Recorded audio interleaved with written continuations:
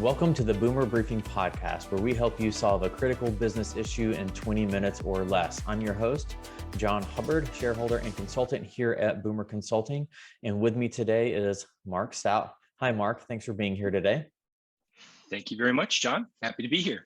And Marc serves as our Chief Innovation and Technology Officer and spends a lot of his time and energy guiding our organization and guiding firms out there in the area of innovation. And so, Marc, you recently wrote an article titled, "Why is Innovation So Difficult?" And that title really caught my eye because I don't hear a lot of firms talking about innovation and just kind of embracing the difficulties and being able to navigate through that. So I'm excited for our conversation. So I want to start with just kind of a big question. Why is it important for firms to really think about innovation and understand the difficulties of it? Yeah, it is super critical to be thinking about the way that we innovate right now. So many firms are looking at what happened over the last year, the last 18 months, and they're saying, wow, the world is different. And it is, and they don't want to be left behind, right? Status quo is falling behind these days. So if you keep doing the same things you used to, you're not going to have that competitive business advantage that you're really looking for. So how do you start doing new things? Well, innovation is a hot topic right now. Everybody wants to innovate.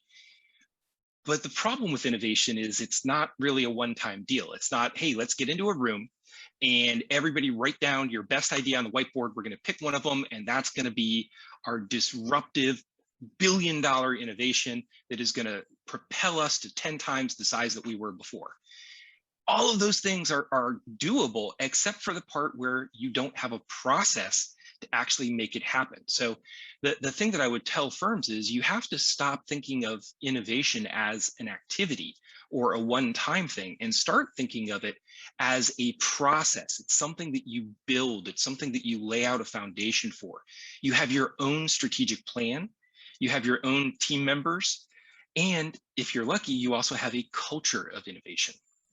I think that's really solid, Marc. I was just having a phone call with a firm, and they were talking about all the changes that they're having to go through right now, both internally, just from an operational perspective with how they hire, recruit, how they onboard, how they train, and kind of externally focused as well in terms of all the new services that they want to take to market, and people are tired, right? Yeah. People are tired. So I love what you're saying about the fact that this needs to be a process. There needs to be a framework, because I think a lot of people will find comfort in the fact that, okay, there is a process here. There is a framework that we are using to kind of move forward.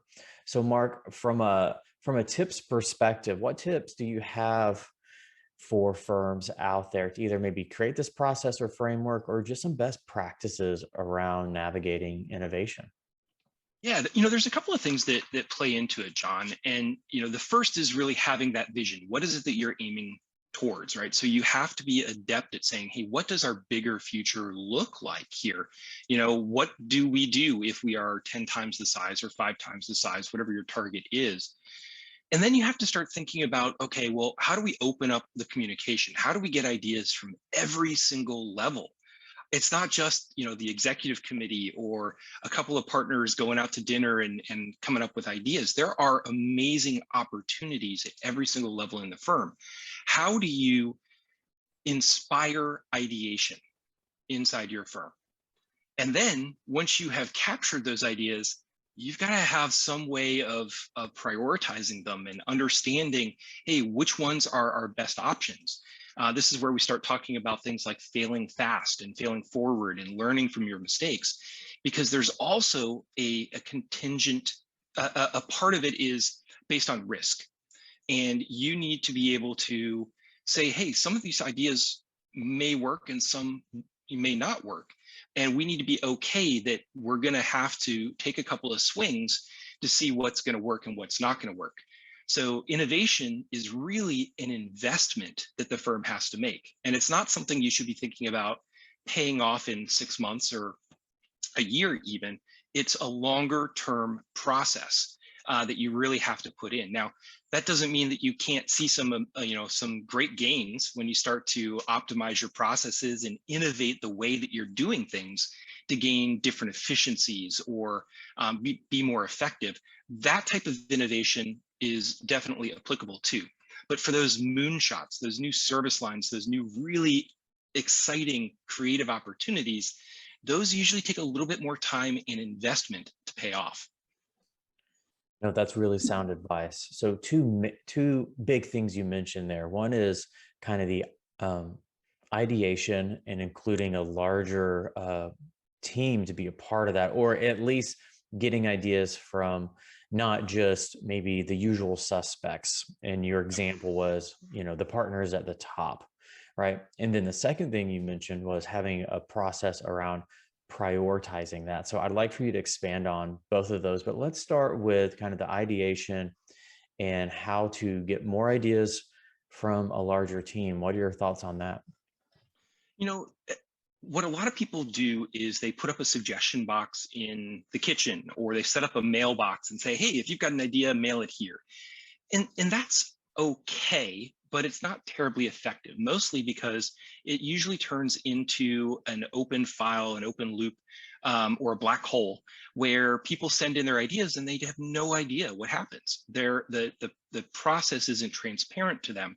So they think, well, I had this idea and nobody did anything with it. Whether they did or didn't is almost irrelevant at that point. And then they get discouraged.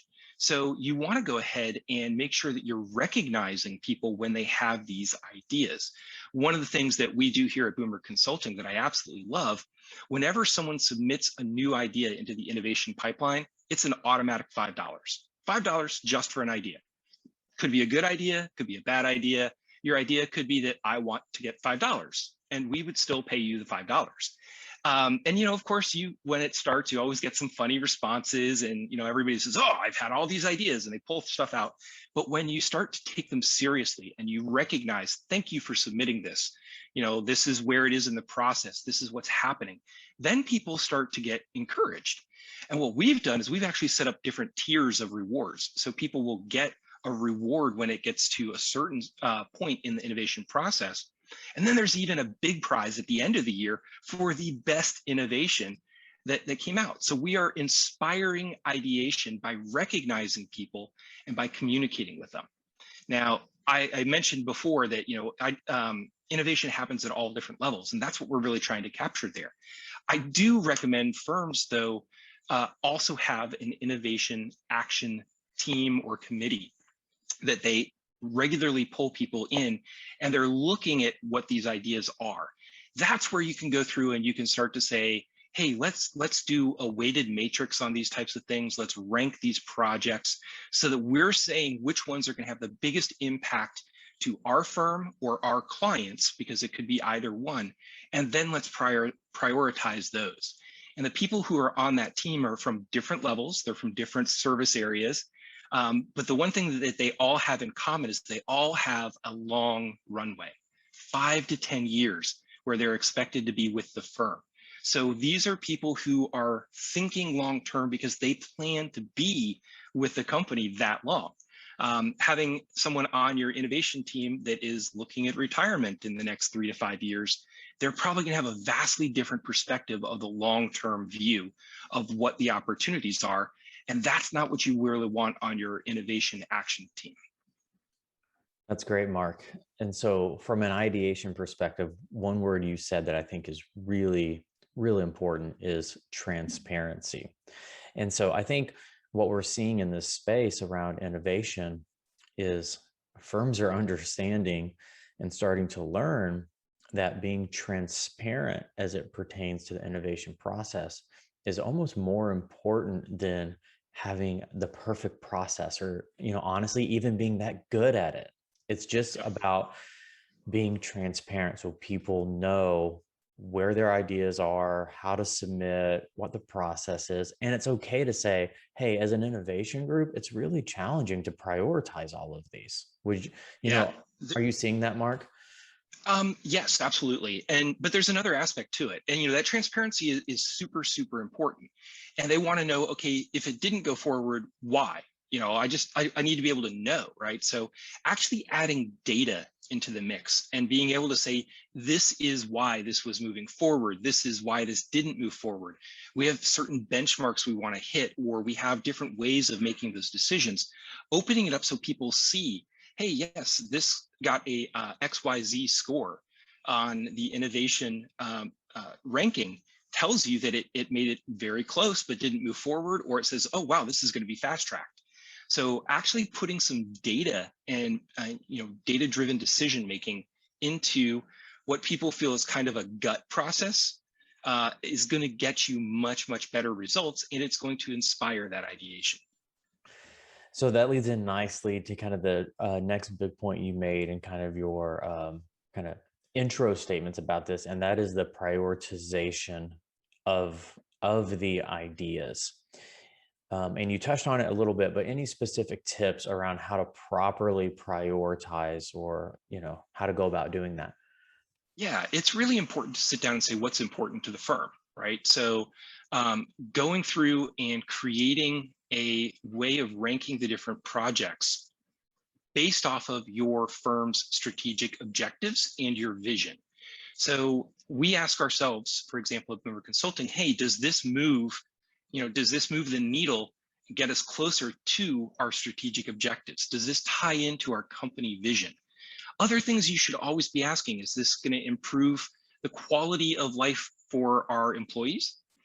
Or is this going to improve the quality of the experience for our clients? Those are the types of things. Now, you also want to start thinking about resourcing when you get into here. Is this going to take a lot of effort or a little effort? And we want to make sure that we're saying, yeah, we can take on a whole bunch of little projects, but we can only take on one super huge project. So that has to be weighted in as well. But actually sitting down and mapping all of these things out and deciding what is important is a process that I recommend every firm go through.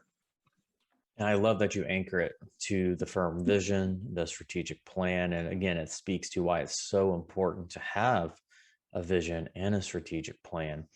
And something we're currently experiencing here, Marc, which is showing success of the innovation process. And for the firms listening out there, either you're having this experience now, or hopefully one day you will, is we have so many great ideas that individually each of them needs to be moved forward. Collectively, we can't just make it happen. So we are learning how to say no to really amazing ideas due to the items you mentioned there. So all right, let's move on to our next question here around kind of success. Any type of feedback you can give of other firms out there that are having success in this area, and what type of success are they seeing?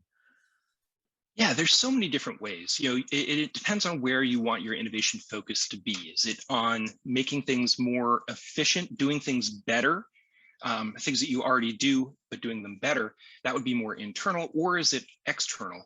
And you're looking for new growth opportunities, whether it's a new niche, a new service line, maybe even a new client base that you can go and take what you've learned to. There's so many great ideas that are happening right now. And some of them are kind of happening without as much of a plan.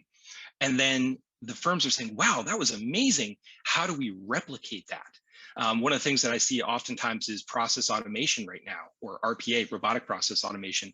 And firms are starting to play with it, and they're having such success that now it's becoming something their clients are looking for. And they're saying, wow, how do I bring this forward and turn this from something that we now know how to do into an actual service line?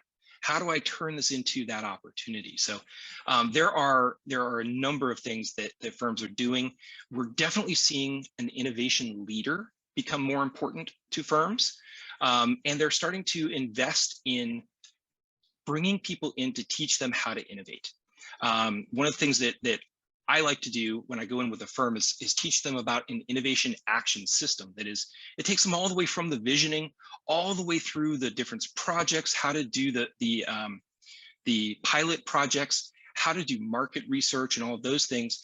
But even so, it doesn't stop once you've launched. You are continuously improving there. So how do you have accountability around that? So it's not just something you talk about once or twice a year during strategic planning, and then nobody really follows up on it. How do we build accountability into the system as well? So that's what is working for firms, is making it something that they are holding themselves accountable for. They're stating their innovation goals, and then they're pursuing them by assigning resources, whether that's in people or time or budget. That's great.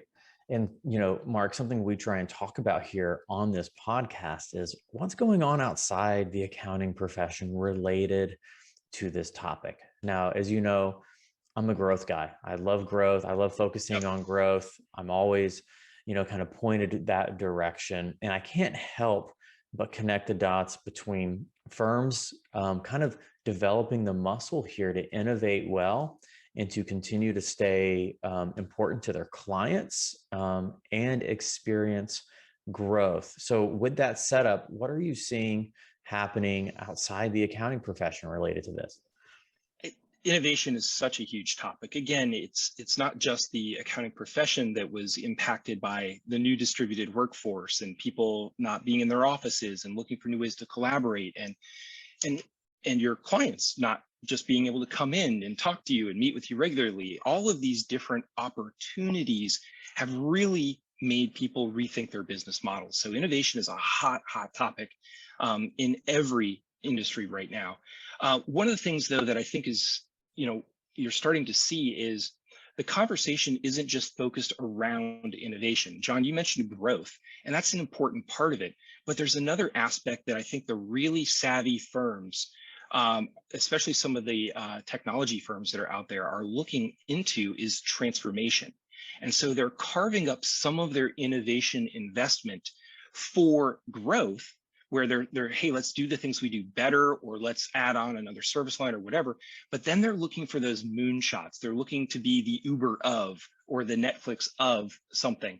And they're taking a little bit of their innovation budget, and maybe a quarter or so of their innovation budget, and they're looking into transformation opportunities, doing new things and being disruptive that's out there. So there's some really exciting stuff that's happening these days. That's great, Marc. Thank you for that. So as we close out this conversation, coming to our time here, for our listeners, what's the next step you recommend? If they're sitting here thinking, wow, I really like this conversation. I like what Marc is saying. We need to start to improve in this area or kind of get our arms around it a little bit more. What's your recommendation for next steps? Yeah, you really have to start thinking about innovation as a process, and you have to think of it as something that is strategic to your firm. Again, not a one-time deal. So think about ways that you can get somebody to guide you through setting up that innovation process, to building that culture of innovation, to helping you walk through those.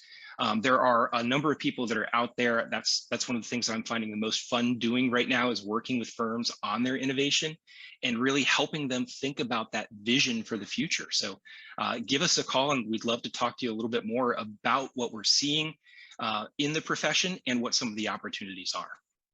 That's great. Thank you, Marc. All right. And Marc, as always, it's a pleasure having you on the podcast, speaking with you. Thank you for being on the episode today. Thank you very much for having me on again, Jon. And for those listeners out there, please subscribe to this podcast if you have not already. Every week, we cover a different topic in kind of a different area of your firm. So we like to keep the content diverse, and we release new episodes every Tuesday. So please stay tuned for the next episode. Thanks so much.